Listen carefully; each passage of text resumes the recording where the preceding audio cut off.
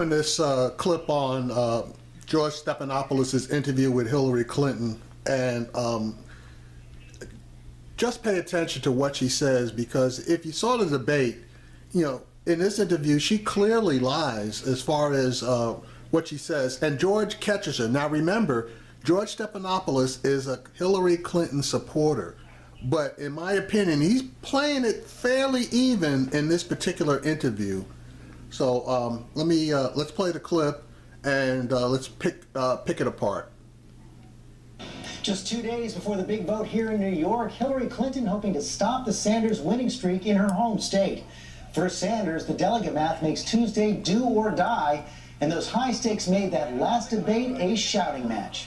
I am sure a lot of people are very surprised to learn that you supported raising the minimum wage to $15 an hour. That's just not accurate. Right after the debate, both candidates actually left the Empire State. Sanders for the Vatican, and a brief greeting from the Pope.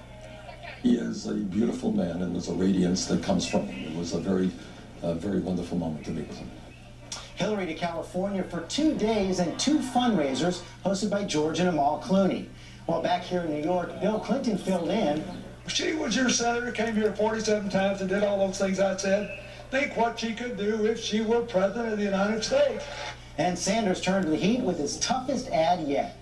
While Washington politicians are paid over $200,000 an hour for speeches, they oppose raising the living wage. Okay, now let's just be clear. Washington politicians are not paid $200,000 an hour for speeches. Any elected official in Washington is by law prohibited from making paid speaking engagements. So, you know, he's wrong on that particular portion. To $15 an hour, $200,000 an hour for them, but not even $15 an hour for all Americans.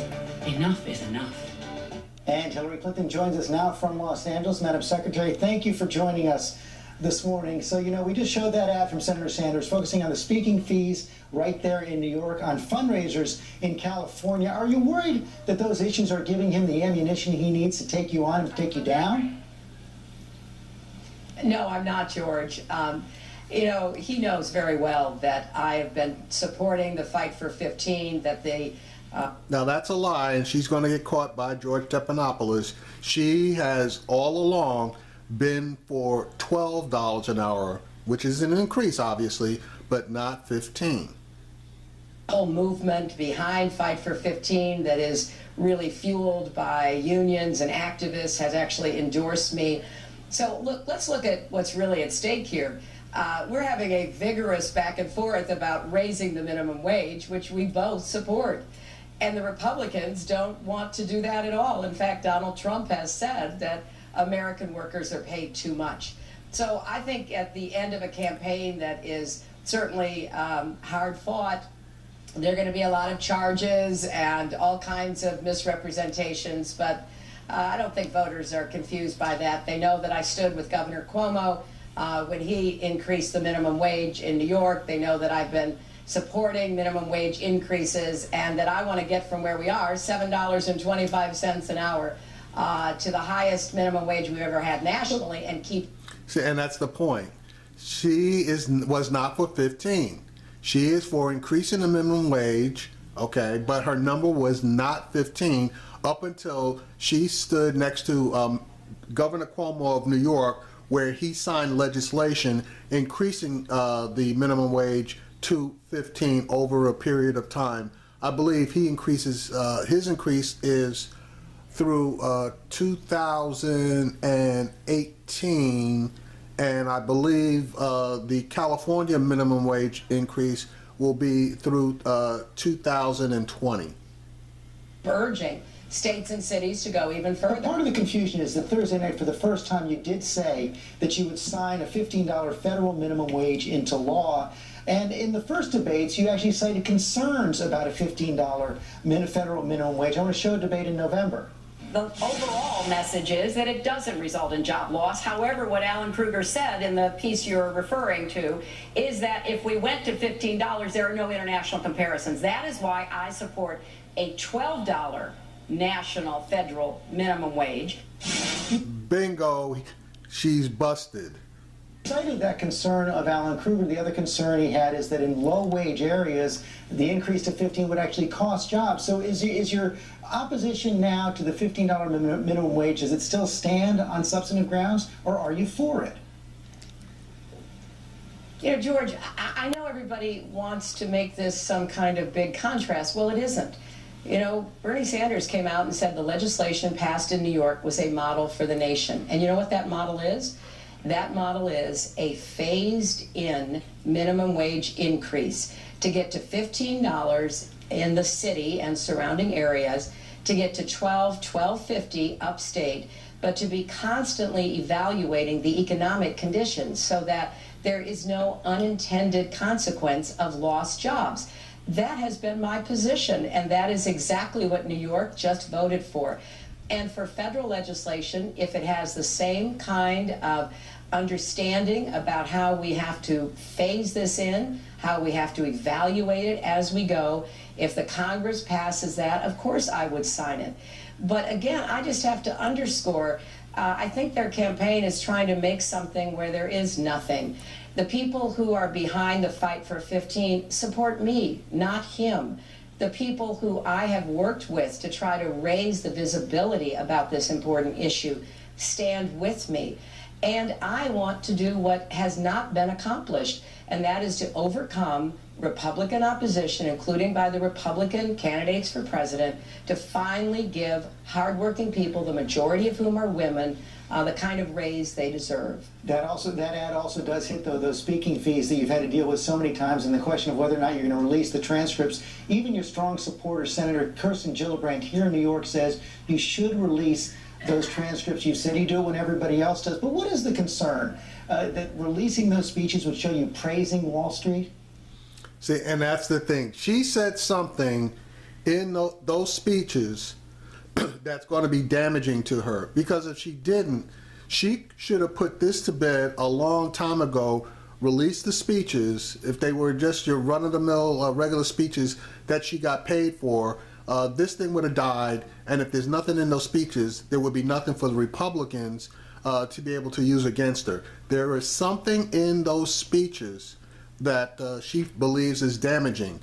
And the Clintons have a long history of control, because excuse me, when she gave those speeches, she negotiated the right to control all of the transcripts. Who would want to do that unless there was going to be something in there that you felt could be used against you? No, I don't have any concerns like that. I'm just concerned about a constantly changing set of standards for everybody else but me. You know, we have certain expectations when you run for president, one of which is release all of your tax returns ever since you've been in public life. That's what I've done, and 33 years of them are in the public domain.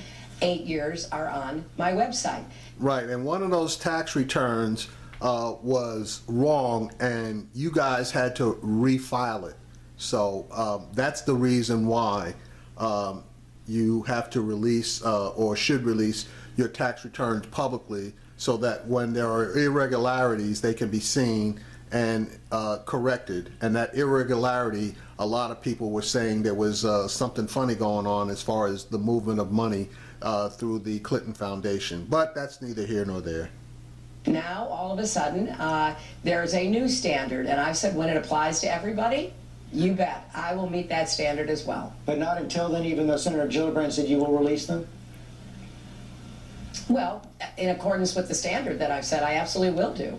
Okay, it's not a standard, it's a question. It's not a standard, it's a question.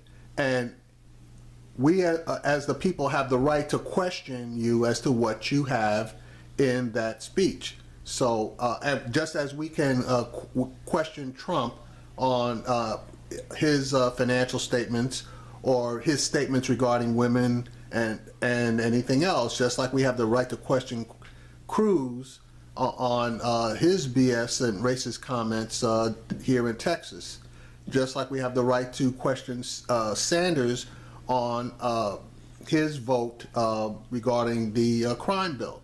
They're questions, not standards. We can ask you a question, and you obviously have the right to refuse to answer, which is what you're doing. But then that just raises the case of you guys not being trustworthy.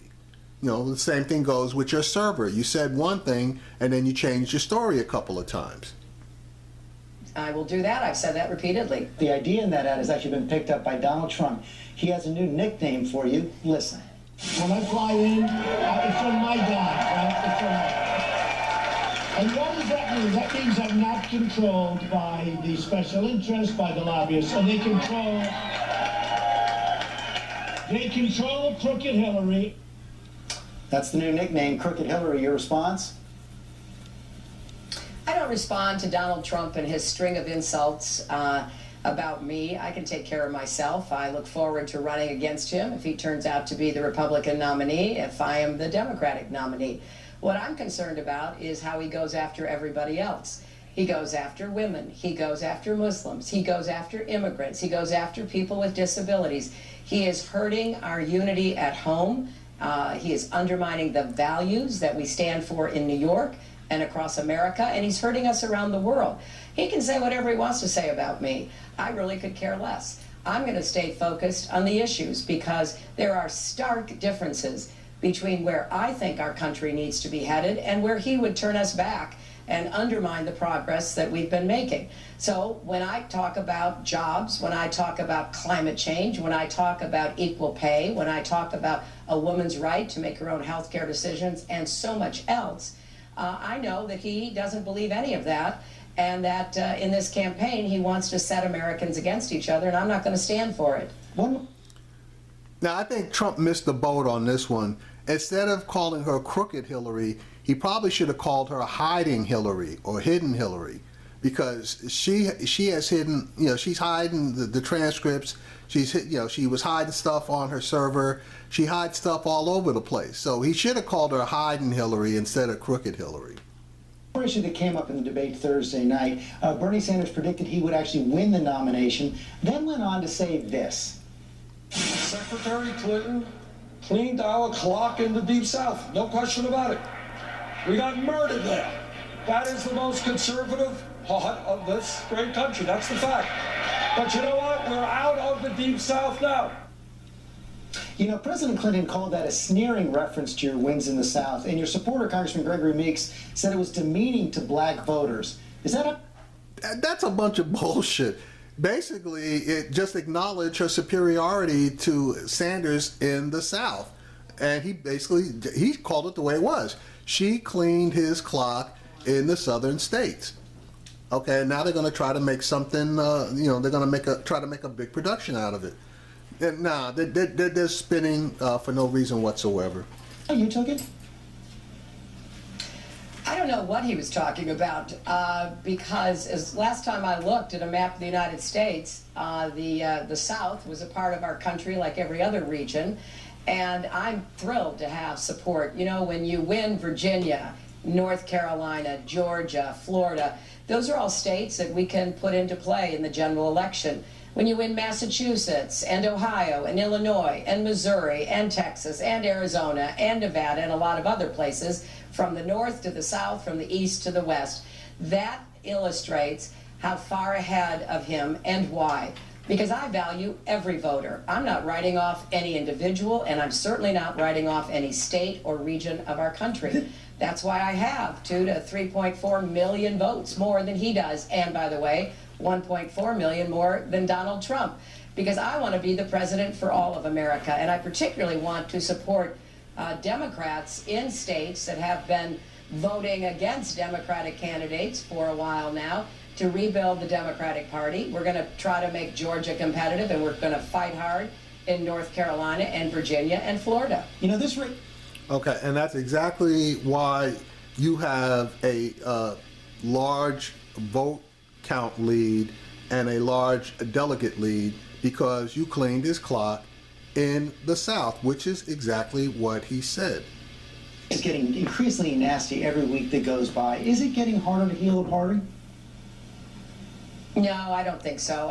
You remember I went all the way till June in 2008, and I had a lot of supporters who were incredibly disappointed when I dropped out. But I immediately endorsed then Senator Obama.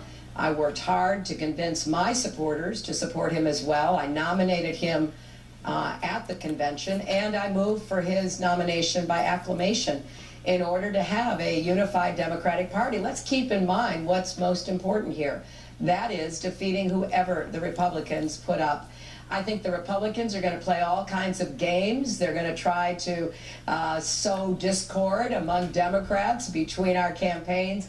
I, for one, am not going to be fooled by that. I'm going to keep working hard in my campaign, and I'm going to hope to secure the nomination and then to work to win the support of the voters who supported Senator Sanders. Your senior senator here in New York, Chuck Schumer, has sponsored a bill backed by the 9/11 families that would give them the right to sue state sponsors of terror in federal court. Now, it's opposed by the Obama administration. They say it's going to expose the U.S. and its officials to retaliation. So who's right here, Senator Schumer or President Obama? I don't really know about that, George. I'll have to look into it. Obviously, we've got to make anyone who participates in or supports terrorism pay a price, and we also have to be aware of any consequences that might affect Americans, either military or civilian or our nation. So I'm not you don't know about able this to take issue. a It's been position around on for something. several years. Well, I know I know there's been an issue about it for quite some time. I don't know about the specific legislation that you're referring to, but obviously I'll look into it. She's dancing because she knows damn well about that legislation because, as George said, it's been around for a long time. But she can't walk away from Schumer, and she can't walk away from Obama. So she's feigning ignorance and trying to give herself some room to get out of this interview without making a definitive call on this thing. Okay, so but you're not prepared to say now whether you support it or oppose it. I can't. I haven't studied it. Finally, Unlike some people, I actually do. I do try to learn what's at the core of any question before I offer an opinion, because it's not enough to say what's wrong. I think you got a responsibility to say how you're going to fix it. Finally, on Fox News Sunday last week, President Obama defended you on the email issue, saying he's confident you didn't jeopardize national security, even though he said there was carelessness in managing your emails. Have you ever spoken to President Obama about this, and do you agree with his conclusion that you were careless? I have not spoken to him. I appreciate what he said because, of course, I never endangered national security. That's absolutely false. And I've said it was a mistake. It wasn't the best choice. And, now we know Colin Powell had a private email account to aides to Condi Rice. So I think that what's going on will be resolved. And obviously, all of us will go forward knowing what we now know and, making sure that no one can raise any questions in the future. She's got a habit of hiding behind other people when she gets caught. Now she hid behind Colin Powell and not Condoleezza Rice, but Condoleezza Rice's people on this email deal and on that vote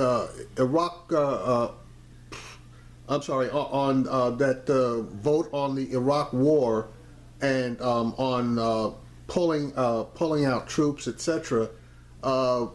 As Secretary of State.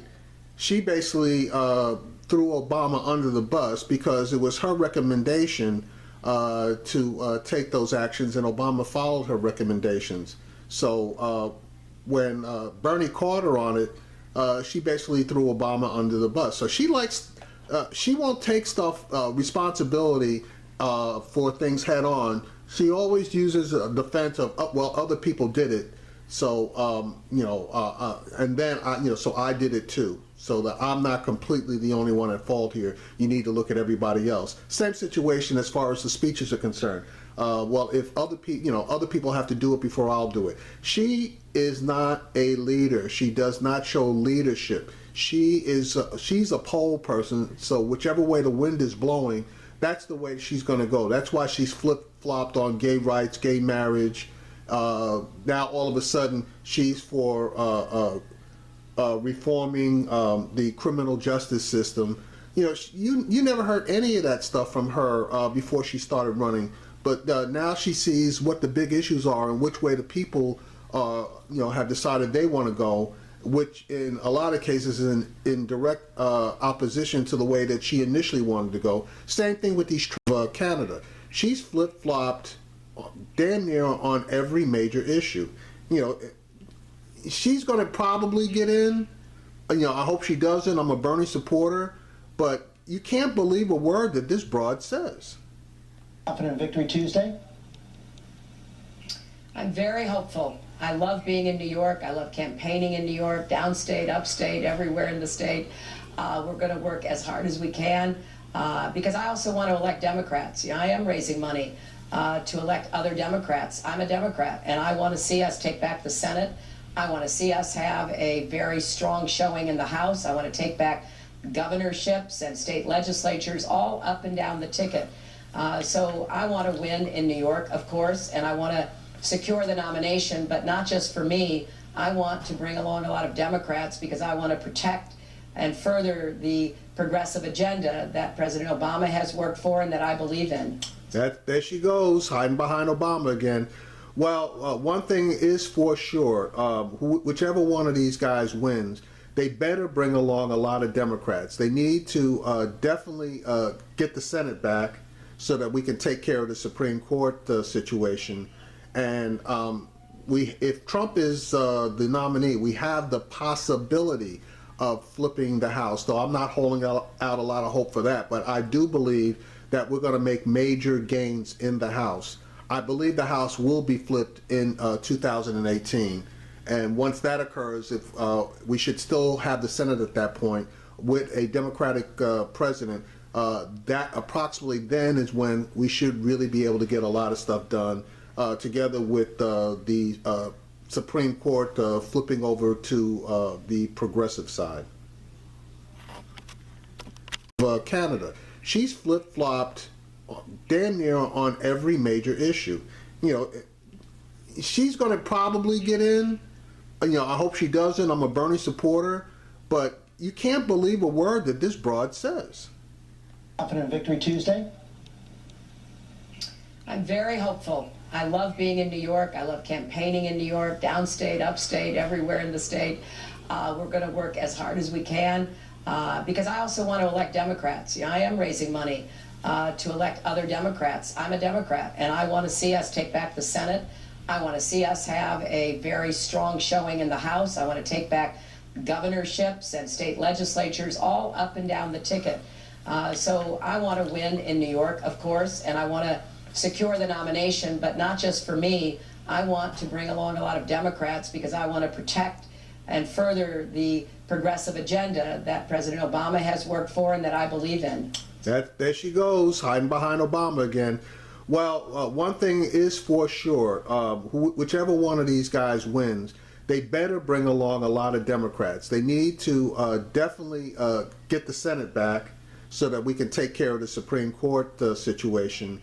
And if Trump is the nominee, we have the possibility of flipping the House, though I'm not holding out a lot of hope for that. But I do believe that we're going to make major gains in the House. I believe the House will be flipped in 2018. And once that occurs, we should still have the Senate at that point with a Democratic president. That approximately then is when we should really be able to get a lot of stuff done. Together with the Supreme Court flipping over to the progressive side.